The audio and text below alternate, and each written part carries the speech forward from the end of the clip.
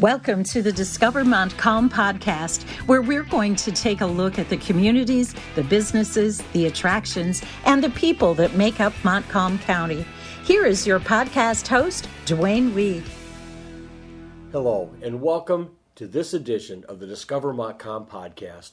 My name's Dwayne. I'm the host and the producer, and today we're going to look at some of the things to do around Montcalm County during the summer of 2023.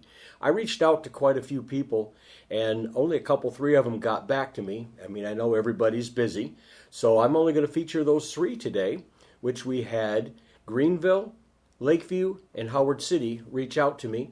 So I'm going to start with Mike from Howard City. He's the village manager. He reached out to me. He couldn't make it on camera, but he sent me a list that I'd like to read for you now. On May 20th, the Howard City Reynolds Collaborative Cleanup Day. On July 17 and 18 is the townwide yard sale all around Howard City. July 11th, 18th, 25th will be Music in the Park. On the 29th, there's a food truck rally, card show, craft show, and 3-on-3 basketball tournament downtown Howard City. On August 1st is Music in the Park, and August 5th is a downtown music festival.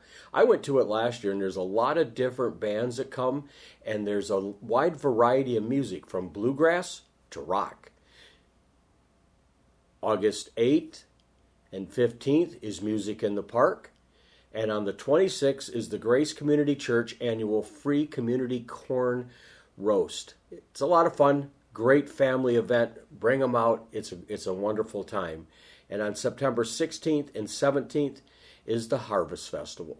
So in Howard City, there's quite a bit to do. Next, I reached out to Darren, who's the village manager of Lakeview, and he has this to share about what's happening in the Lakeview community. Well, this summer, Lakeview, as everyone knows, is on Tamarack Lake, which is a full sports access lake with a public boat launch.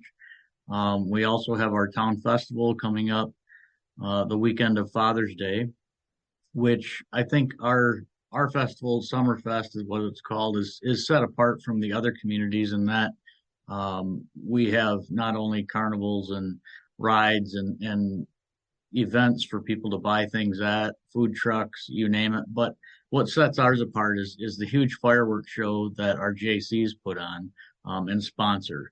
It's a huge event. Thousands of people come from all over to enjoy the community, the food, and all of the things that go on here. And I guess for our residents and the people of the area that consider Lakeview home, it's a celebration of our community.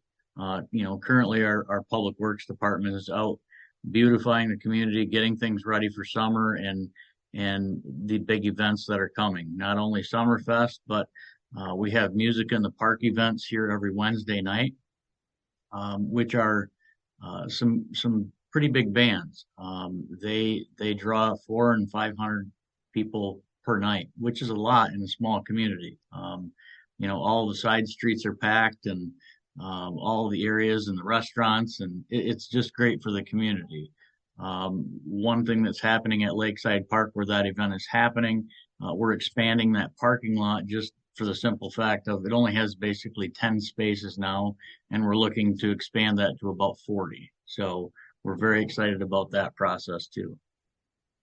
Tell me about the festival. What's the name of the festival, and do you know how it ever got started? So the name of the festival has been called Summerfest as long as I know. I don't know exactly how long it's been running. It's been going on for the 21 years that I've been here in Lakeview. It's amazing. I know they have pictures from, I'm guessing in the 70s anyway. We're in a new building here in our community that we revamped and revitalized here 2 years ago. And on the fireplace that was part of that existing building, one of our local businesses did a mural, if you will, of burned wood of different photos from different times and eras of our community.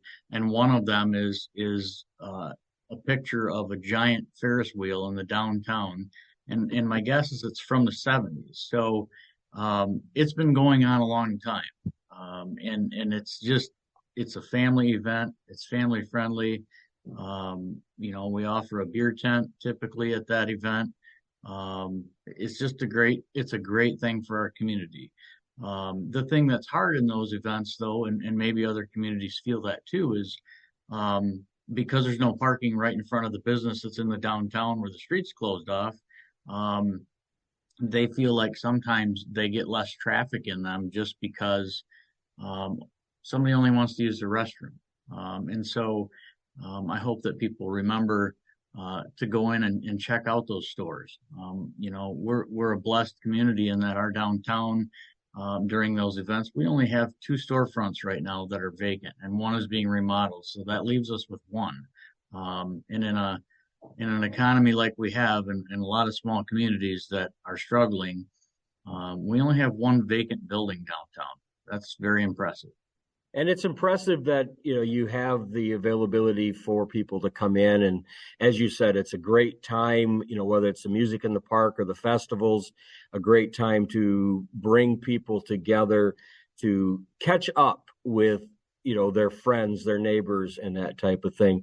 Darren, where can they go to get information about these events? I take it you're on Facebook. Can you give me the Facebook address and your website, please? Yep. So our address is villageoflakeview.org. And then if you just put in Facebook and search Lakeview, Michigan, we'll pop up on Facebook. But also in our downtown, we have picnic tables that we purchased during the COVID time that will all be set out throughout the event. But that also ties into what's unique about our downtown is it ties onto the lake, which ties to the park. And we're currently working on a path around the entire lake. But at this point, some of that lake access on the current side that we have that's in the village limits, we have docks out in the lake. A pier where kids can fish, people can fish all summer. It's really awesome. Wow, there's a lot to do just in Lakeview and Howard City. And we're going to jump in and talk to Paul from the Greenville Chamber right after these messages. We'd like to thank our sponsors. West Michigan Technology and Design Solutions is your perfect choice for managed IT, website design, website hosting, and consulting services. WMTDS.com, 616-485-7600. Custom vinyl signs and Busy Bee Embroidery and Gifts is your one-stop shop for embroidery, vinyl, screen printing, and engraving needs. Go to cbsdbusybees.com or call 989-261-7446. And DW Video, your film and videotape specialist. They design websites and business videos that tell and share your story. dwvideo.com, 231-250-9624. Now, back to our podcast. Welcome back. And as you can see, there's a lot going on just in Howard City and Lakeview. But we're going to talk to Paul now. He's the director of the Greenville Chamber. And Paul, tell us, what's happening in the Greenville area? So there's a lot happening even in a small town like Greenville, but even wider than that in our county. There are so many opportunities to get out and do some fun stuff now that the weather is turning, and we have hope for better days ahead weather-wise as we continue into the summer. But one of the first things that pops into my mind in the summer, it's really the first thing that's happening in our town here in Greenville, is something called Tuesday Bike Night.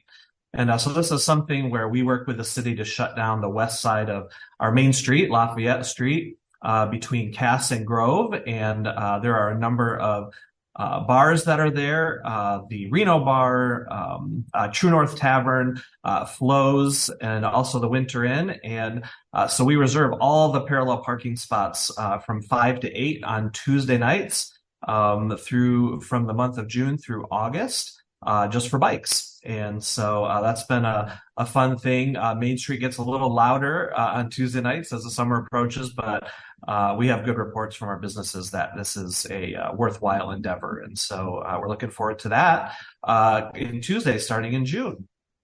One of the other things that we've actually been receiving a number of calls about just in the last week is something called Rhythm on the River. And this is a series of outdoor concerts that are put on by the Greenville Rotary Club down at Tower Riverside Park. If you know Greenville, it's right by the river and by the gazebo. That's kind of the landmark there. But it's just a fun time where you bring your own chair and just enjoy some great music, and they have concessions out there as well. And so that happens on Thursdays. It starts later in June. And it's on Thursdays basically through the entire summer. They'll be publishing that list of bands and singers and those types of things very soon. One of the other events that we love to do at the Chamber is called Party on Lafayette. And so once again, on our main street here, we shut the whole street down. We have a car show. All makes and models are welcome. And that's on July 22nd from 4 to 8. And we shut our main street down for that car show. But then up at Tivoli Square, which is the corner of M57 and M91, we will be having a pizza contest. So I don't know many people that don't like pizza. And so we try to get as many local and abroad pizza places in the area to participate in that. And we have some very prestigious categories and trophies to be won. So that's just always a great time at Party on Lafayette. So that's July 22nd. Of course, I would be remiss in Greenville if I didn't mention the Danish Festival. We are the Danish Festival City, and we have a great organization run by Kristen Vidian and her board that put on this amazing festival every year. It's the third weekend in August. Those dates are the 16th through the 20th this year. And there's multiple parades, there's artisan markets, lots of good food, helicopter rides, just tons of really cool stuff that happens. It's kind of our claim to fame here in Greenville.